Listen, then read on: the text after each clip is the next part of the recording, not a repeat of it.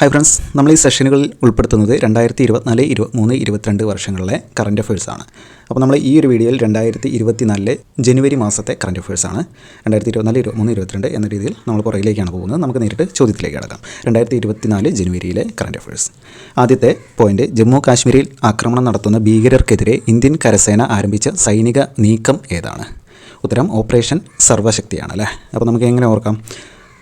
ജമ്മു കാശ്മീരിൽ ആക്രമണം നടത്തുന്ന ഭീകരർക്കെതിരെ ഇന്ത്യൻ കരസേന സർവ്വശക്തിയും എടുത്ത് സൈനിക നീക്കം നടത്തുന്നു എന്നാലോചിക്കാം അല്ലേ. ജമ്മു കാശ്മീരിലെ ഭീകരർക്കെതിരെ സർവ്വശക്തിയും എടുത്ത് സൈനിക നീക്കം നടത്തുന്നു, അതായത് ഓപ്പറേഷൻ സർവ്വശക്തി. അടുത്ത പോയിന്റ്, 2023 ഫിഫയുടെ മികച്ച പുരുഷ താരമായി തിരഞ്ഞെടുക്കപ്പെട്ടത് ലയണൽ മെസ്സിയാണ് അല്ലേ. നമുക്കറിയാം 2023 ഫിഫയുടെ മികച്ച പുരുഷ താരമായി തിരഞ്ഞെടുക്കപ്പെട്ടത് ലയണൽ മെസ്സി. അപ്പോൾ 2023 ഫിഫയുടെ മികച്ച വനിതാ താരമാരാണ്? Aitana Bonmati. ഇത് നമുക്ക് പെട്ടെന്ന് ഓർമ്മയിൽ നിൽക്കാത്ത ഒരു പോയിൻ്റാണ്, അതുകൊണ്ട് ജസ്റ്റ് ഒരു കോഡ് എന്താണ്, ഫിഫയാണല്ലേ. അപ്പോൾ ജസ്റ്റ് ബോൾമതി എന്നുള്ള ഓർമ്മയിൽ ബോൺമതി എന്ന് ഓർക്കുക.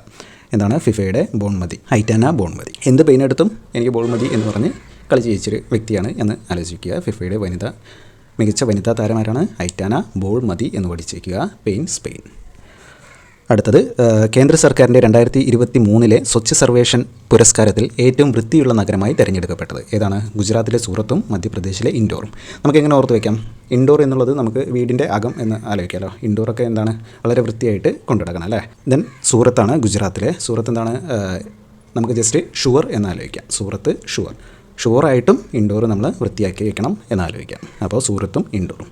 അടുത്തത് നോക്കാം. 2024 ധാക്ക രാജ്യാന്തര ചലച്ചിത്രമേളയിലേക്ക് തിരഞ്ഞെടുക്കപ്പെട്ട മലയാള ചലച്ചിത്രം ഏതാണ്? പൂവാണ് അല്ലേ.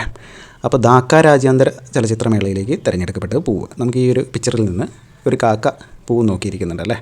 അപ്പോൾ ധാക്ക എന്നുള്ളത് കാക്കയും പൂവ് നമുക്ക് കാണാം. അപ്പോൾ ധാക്ക രാജ്യാന്തര ചലച്ചിത്രമേളയിലേക്ക് തിരഞ്ഞെടുക്കപ്പെട്ട മലയാള ചലച്ചിത്രം പൂവ്. അനീഷ് ബാബു അബ്ബാസും ബിനോയ് ജോർജും ചേർന്നാണ് പൂവ് സംവിധാനം ചെയ്തിരിക്കുന്നത്. ഓർത്തു വയ്ക്കുക. 2024 ഹരിവരാസന പുരസ്കാരം നേടിയ തമിഴ് പിന്നണി ഗായകൻ. ഇത് നമ്മൾ കഴിഞ്ഞ വീഡിയോയിൽ പുരസ്കാരങ്ങൾ എന്ന് പറഞ്ഞ ഏരിയയിൽ പൂർണ്ണമായിട്ടും കോഡ് വെച്ച് തന്നെ നമ്മൾ എടുത്താണല്ലേ. അപ്പോൾ ഓർമ്മ ഉണ്ടായിരിക്കും എന്താണ്, PK വീരമണിദാസൻ അല്ലേ. ഹരിശ്രീ എഴുതിയത് എവിടെയാണ്? അരിമണിയിലാണ് അല്ലേ. അപ്പോൾ വീരമണിദാസൻ 2024 ഹരിവരാസന പുരസ്കാരം നേടിയത് PK വീരമണിദാസൻ. ഇതിൻ്റെ വീഡിയോ കാണാത്തവർക്ക് ഞാൻ ജസ്റ്റ് പിൻ ചെയ്ത് വെക്കാം. ആ വീഡിയോ കാണാം. പുരസ്കാരം എന്നുള്ള അല്ലെങ്കിൽ അവാർഡ് എന്ന് പറയുന്ന ഫുൾ ഏരിയ നിങ്ങൾക്ക് അതിലൂടെ കോഡ് വെച്ച് തന്നെ പഠിക്കാവുന്നതാണ്. അടുത്ത പോയിന്റ്, 16ാമത് ധനകാര്യ കമ്മീഷൻ ചെയർമാനായി നിയമിതനായത് ആരാണ്? ഡോക്ടർ അരവിന്ദ് പനഗരിയാണ് അല്ലേ. ഓർത്ത് വയ്ക്കുക. ധനം, പണം എന്നൊക്കെ ഓർത്ത് വയ്ക്കുക. ധനകാര്യം, പണകരിയ എന്ന് ഓർത്ത് വയ്ക്കുക. അടുത്തത്, 62ാമത് കേരള സ്കൂൾ കലോത്സവ വേദി ഏതാണ്? കൊല്ലമാണ് അല്ലേ. ഓർത്ത് വയ്ക്കാം.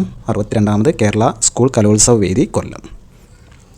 അടുത്ത പോയിന്റ്, സ്കൂൾ പാഠപുസ്തകങ്ങളിൽ ഭരണഘടനയുടെ ആമുഖം ഉൾപ്പെടുത്തുന്ന ആദ്യ സംസ്ഥാനം ഏതാണ്? നമ്മൾ തന്നെയാണല്ലോ, കേരളമാണ്. സ്കൂൾ പാഠപുസ്തകങ്ങളിൽ ഭരണഘടനയുടെ ആമുഖം ഉൾപ്പെടുത്തുന്ന ആദ്യ സംസ്ഥാനം കേരളം. അടുത്ത പോയിന്റ്, ഡിജിറ്റൽ സാക്ഷരത കൈവരിക്കുന്ന ഇന്ത്യയിലെ ആദ്യ നഗരസഭ ഏതാണ്? കൊട്ടാരക്കരയാണ് അല്ലേ. ഡിജിറ്റൽ സാക്ഷരത കൈവരിക്കുന്ന ഇന്ത്യയിലെ ആദ്യ നഗരസഭ കൊട്ടാരക്കര. സമ്പൂർണ്ണ ഭരണഘടനാ സാക്ഷരത നേടുന്ന ഇന്ത്യയിലെ ആദ്യ ജില്ല ഏതാണ്? അതും കൊല്ലത്ത് തന്നെയാണ് അല്ലേ. സമ്പൂർണ്ണ ഭരണഘടനാ സാക്ഷരത നേടുന്ന ഇന്ത്യയിലെ ആദ്യത്തെ ജില്ല കൊല്ലം. അടുത്തത്, സ്കൂൾ വിദ്യാർത്ഥികൾക്ക് കോടതി വ്യവഹാരങ്ങളും വാദപ്രതിവാദങ്ങളും നേരിൽ കണ്ട് മനസ്സിലാക്കാനായുള്ള പദ്ധതി ഏതാണ്? സംവാദ ആണല്ലേ. സംവാദമെല്ലാം കേൾക്കാൻ വേണ്ടിയിട്ട് കുട്ടികൾക്ക് അവസരമൊരുക്കുന്ന പദ്ധതി. 9 മുതൽ +2 വരെയുള്ള സ്കൂളിലെ കുട്ടികൾക്കാണ് എല്ലാ ബുധനാഴ്ചയും ഹൈക്കോടതി സന്ദർശിക്കുന്നതിനുള്ള അവസരം നൽകുന്നത്. അപ്പോൾ സംവാദ പദ്ധതി ഓർത്തു വയ്ക്കുക. അടുത്തത് ഏതാണ്? ഇന്ത്യയിൽ ആദ്യമായി പാലിയേറ്റീവ് കെയർ നയം പ്രഖ്യാപിച്ച സംസ്ഥാനം ഏതാണ്? കേരളമാണ് അല്ലേ. ഇന്ത്യയിൽ ആദ്യമായി പാലിയേറ്റീവ് കെയർ നയം പ്രഖ്യാപിച്ച സംസ്ഥാനം. കെയറും കേരളവും ജസ്റ്റ് ഓർത്ത് വയ്ക്കുക. അയ്യങ്കാളിയുടെ ജീവിതം പ്രമേയമാക്കി നിർമ്മിക്കുന്ന ചലച്ചിത്രം ഏതാണ്? കതിരവനാണ് അല്ലേ. അരുൺ രാജനാണ് സിനിമ സംവിധാനം ചെയ്യുന്നത്, നായകൻ മമ്മൂട്ടിയാണ്. അയ്യങ്കാളിയുടെ ജീവിതം പ്രമേയമാക്കി നിർമ്മിക്കുന്ന ചലച്ചിത്രം കതിരവൻ. ഓർത്ത് വയ്ക്കുക. 2024 ജനുവരി 16 100ാമത് ചരമ വാർഷികം ആചരിക്കുന്ന മലയാള കവി ഏതാണ്? കുമാരനാശാനാണ് അല്ലേ. 1924 ജനുവരി 16 ആലപ്പുഴയിലെ പല്ലനയാറ്റിൽ വെച്ചായിരുന്നു കുമാരനാശാൻ ബോട്ട് അപകടത്തിൽ മരണപ്പെട്ടത്. വർഷം ഓർക്കുക. 1924 2024 ഇവിടെ തെറ്റി കൊടുത്തതാണ്. 1924 ജനുവരി 16 കുമാരനാശാൻ ബോട്ട് അപകടത്തിൽ മരണപ്പെട്ടത്. അടുത്ത പോയിന്റ് നോക്കാം. ലോകത്തിലെ ആദ്യ സോളാർ വിൻഡ് സംയുക്ത വൈദ്യുത പദ്ധതി നിലവിൽ വരുന്ന സംസ്ഥാനം ഏതാണ്? ഗുജറാത്താണ് അല്ലേ. അപ്പോൾ ജസ്റ്റ് സോളാർ വിൻഡൊക്കെ വെച്ചിട്ട് എന്തിനാണ് വൈദ്യുതി ഉണ്ടാക്കുന്നത്? രാത്രിയിൽ ലൈറ്റ് ഇടാൻ വേണ്ടിയിട്ടാണല്ലേ. അപ്പോൾ രാത്ത് എന്നുള്ളത് രാത്രി എന്ന് ഓർക്കുക. റാത്ത് എന്നുള്ളത് രാത്രി എന്ന് ഓർക്കുക. അപ്പോൾ ലോകത്തിലെ ആദ്യ സോളാർ വിൻഡ് സംയുക്ത വൈദ്യുത പദ്ധതി നിലവിൽ വരുന്നത് ഗുജറാത്ത്. അടുത്തത്, ജാർസുഗുഡ താപവൈദ്യുത പദ്ധതി നിലവിൽ വരുന്ന സംസ്ഥാനം ഏതാണ്? ഉത്തരം ഒഡീഷയാണല്ലേ. എങ്ങനെ ഓർക്കാം? ജാർ സുഗുഡ എന്നുള്ളത് ജസ്റ്റ് ജാർ സുഗന്ധ എന്ന് ഓർത്ത് വയ്ക്കുക. ജാർ സുഗന്ധ, ജാറിൽ നിന്ന് സുഗന്ധം വരുമ്പോൾ എന്താണ്? അങ്ങോട്ട് ഓടിച്ചെല്ലും അല്ലേ? അതെന്താണെന്ന് അറിയാൻ വേണ്ടിയിട്ട്. അപ്പോൾ ജാർ സുഗന്ധം വന്നാൽ ഓടിച്ചെല്ലും, ഒഡീഷ എന്ന് ഓർത്ത് വയ്ക്കുക.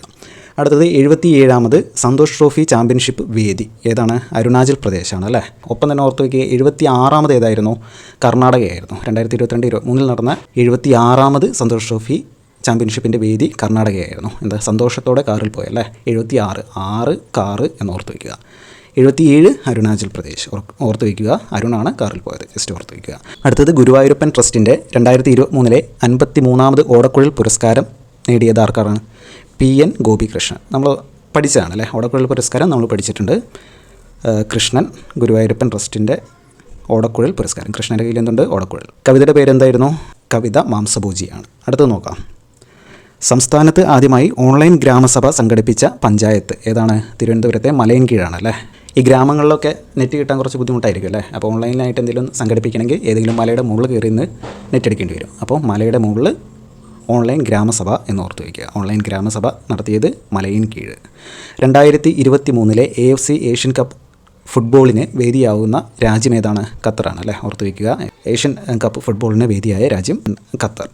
അടുത്തത് 62ാമത് സംസ്ഥാന സ്കൂൾ കലോത്സവത്തിൽ കിരീടം നേടിയത് ഏതാണ്? കണ്ണൂരാണ് അല്ലേ. വേദി കൊല്ലത്തായിരുന്നു. 62ാമത് സംസ്ഥാന സ്കൂൾ കലോത്സവ കിരീടം നേടിയത് കണ്ണൂർ, വേദി കൊല്ലം. 2ാം സ്ഥാനം ആർക്കായിരുന്നു? കോഴിക്കോട്. 3ാം സ്ഥാനം പാലക്കാട്. ഓർത്ത് വയ്ക്കുക. ഒപ്പം 61ാമത് കിരീടം നേടിയത് കോഴിക്കോടാണ് എന്നുകൂടിയും ഓർത്ത് വയ്ക്കുക. അടുത്ത് നോക്കാം. ഇന്ത്യയിൽ ആദ്യമായി GST വകുപ്പ് പുനർസംഘടിപ്പിച്ച സംസ്ഥാനം ഏതാണ്?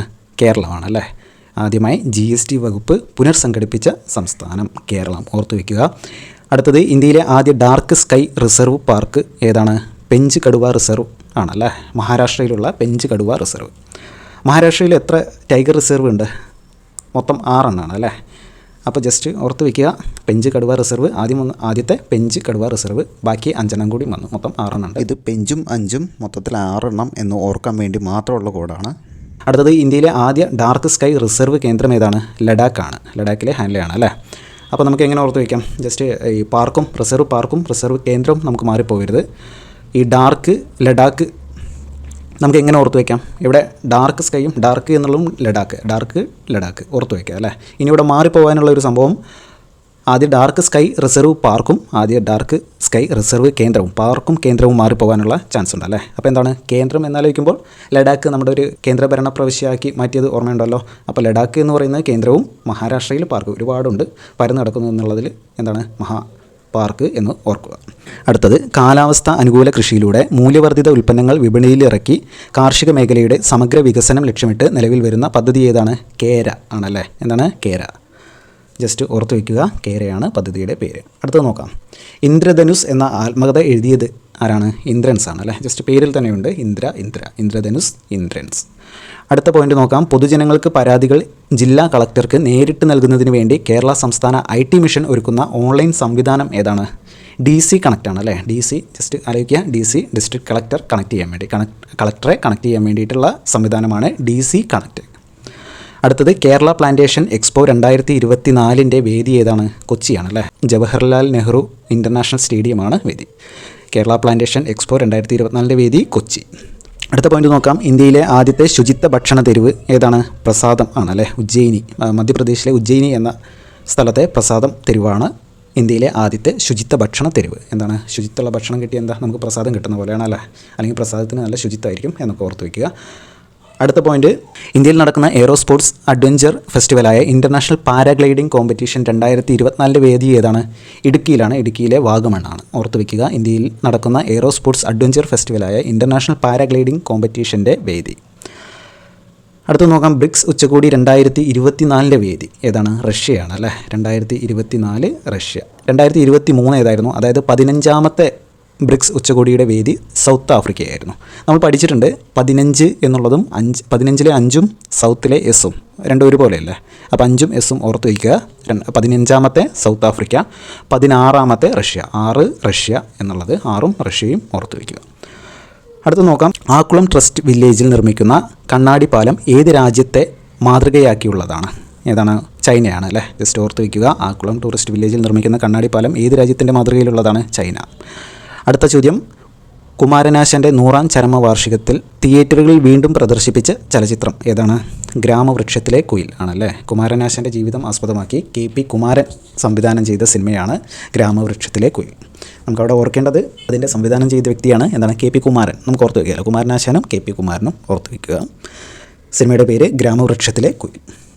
അടുത്ത പോയിന്റ് നോക്കാം. ഇന്ത്യൻ കാലാവസ്ഥാ വകുപ്പിൻ്റെ എത്രാമത് വാർഷികമാണ് 2024 ജനുവരിയിൽ ആചരിച്ചത്? 150ാമത് വാർഷികമാണ് അല്ലേ. കാലാവസ്ഥാ വകുപ്പ് 1875 ജനുവരി 15 കൊൽക്കത്ത ആസ്ഥാനമായാണ് പ്രവർത്തനം ആരംഭിച്ചത്. അടുത്ത പോയിന്റ് നോക്കാം. 2024 ജനുവരിയിൽ പുറത്തുവിട്ട ഹെൻലി പാസ്പോർട്ട് ഇൻഡെക്സ് പട്ടികയിൽ ഇന്ത്യയുടെ സ്ഥാനം എത്രയാണ്? 80 ആണല്ലേ. ജസ്റ്റ് ഓർത്ത് വയ്ക്കുക. ഹെൻലി പാസ്പോർട്ട് ഇൻഡെക്സിൽ ഇന്ത്യയുടെ സ്ഥാനം എന്ന് പറയുന്നത് 80. അതായത് ജസ്റ്റ് പാസ്പോർട്ട് ഇല്ലെങ്കിൽ 8ൻ്റെ പണി കിട്ടും.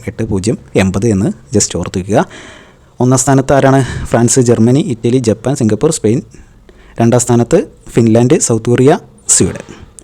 അടുത്ത ചോദ്യം. 6ാമത് ഗേലോ ഇന്ത്യ യൂത്ത് ഗെയിംസ് വേദി ഏതാണ്? തമിഴ്നാടാണ് അല്ലേ. ഓർത്ത് വയ്ക്കുക. 6ാമത് ഗേലോ ഇന്ത്യ യൂത്ത് ഗെയിംസ് വേദി തമിഴ്നാട്.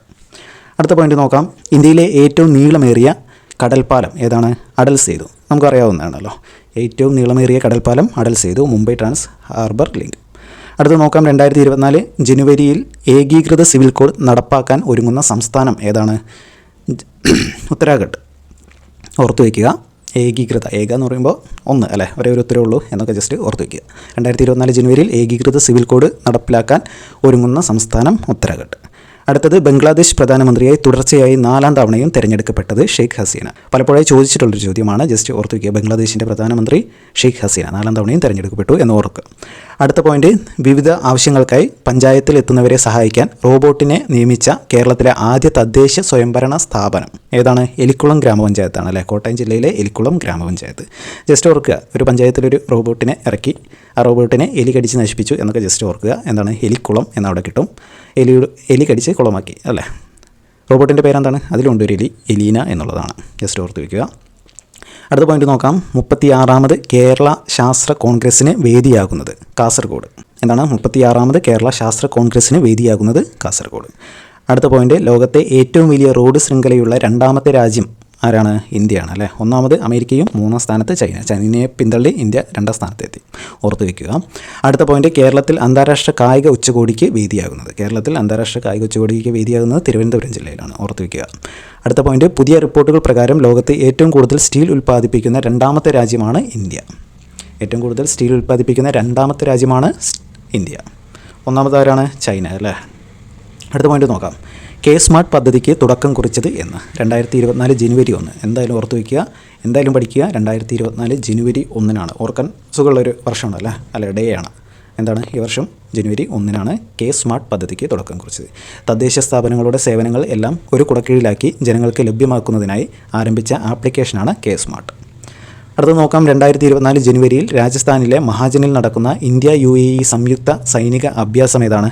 ഡെസേർട്ട് സൈക്ലോൺ ആണല്ലേ. ഇന്ത്യ UAE എന്ന് പറയുമ്പോൾ കുറേ ഡെസേർട്ടൊക്കെ ഉണ്ടാവുമെന്ന് ജസ്റ്റ് ഓർക്കുക. ഡെസേർട്ട് സൈക്ലോൺ ഏതാണ്? ഇന്ത്യയും UAEയും.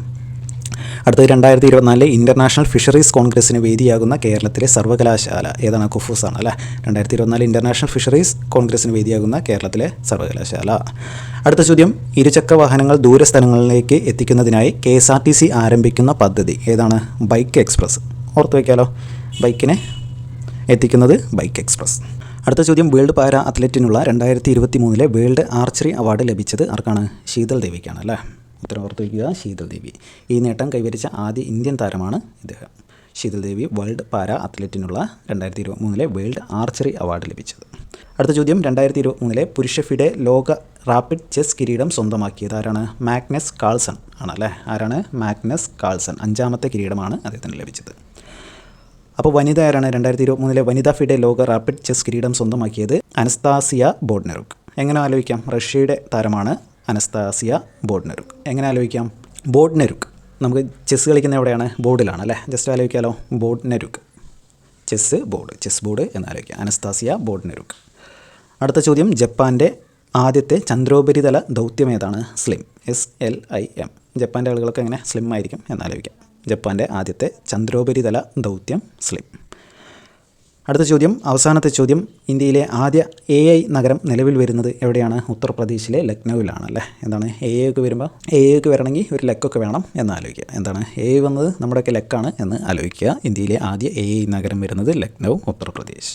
അപ്പോൾ ഇത്രയുമാണ് നമ്മൾ ഈ ഒരു സെഷനിൽ ചർച്ച ചെയ്യുന്ന ചോദ്യങ്ങൾ. ഇത് വീണ്ടും റിവിഷൻ അടിച്ച് നമ്മൾ വീഡിയോയുടെ ലെങ്ത്ത് കൂട്ടുന്നില്ല. നിങ്ങൾ ജസ്റ്റ് നിങ്ങൾക്ക് ഒന്നുകൂടി റിവിഷൻ ആവശ്യമുണ്ടെങ്കിൽ ജസ്റ്റ് ഒന്നുകൂടി വീഡിയോ കാണുക. ഇതിൻ്റെ ക്വസ്റ്റ്യൻസ് ഞാൻ ടെലിഗ്രാം ചാനലിൽ ഇട്ടേക്കാം. ഇതിൻ്റെ PDF വേണമെങ്കിൽ ജസ്റ്റ് കമൻറ്റ് ചെയ്യുക. ഓക്കെ, ഇത്തരം ക്ലാസ്സുകൾ നിങ്ങൾക്ക് ഇനി ആവശ്യമുണ്ടെങ്കിൽ ജസ്റ്റ് കമൻറ്റ് ചെയ്യുക. ഏത് ഏരിയയാണ് നിങ്ങൾക്ക് വേണ്ടത് കമൻറ്റ് ചെയ്യുക. ആ ഏരിയ നമുക്ക് എടുക്കാം. കോഡിലൂടെ തന്നെ നമുക്ക് ഓരോ വിഷയങ്ങളും പഠിച്ചു പോകാം. അപ്പോൾ എല്ലാവർക്കും താങ്ക് യു. നമ്മുടെ ചാനൽ ഇഷ്ടപ്പെട്ടെങ്കിൽ ജസ്റ്റ് സബ്സ്ക്രൈബ് ചെയ്യുക. നിങ്ങളുടെ സുഹൃത്തുക്കൾ കൂടി ഒന്ന് ഷെയർ ചെയ്ത് കൊടുക്കുക. ഇതിൽ പറഞ്ഞിരിക്കുന്ന പല ഏരിയാസും നമ്മൾ ഓൾറെഡി വീഡിയോസായി ഡിസ്കസ് ചെയ്ത കാര്യങ്ങളാണ്. ഇപ്പോൾ അവാർഡ്സിൻ്റെയൊക്കെ വീഡിയോസ് തൊട്ട് മുന്നേ നമ്മൾ അപ്ലോഡ് ചെയ്തിട്ടുണ്ട്. ജസ്റ്റ് നിങ്ങൾക്ക് ഇതിൻ്റെ കമൻറ്റ് ബോക്സിൽ നോക്കിയാൽ അതിൻ്റെ വീഡിയോ ലിങ്ക് ഞാൻ കൊടുത്തേക്കാം. അപ്പോൾ എല്ലാവർക്കും താങ്ക് യു.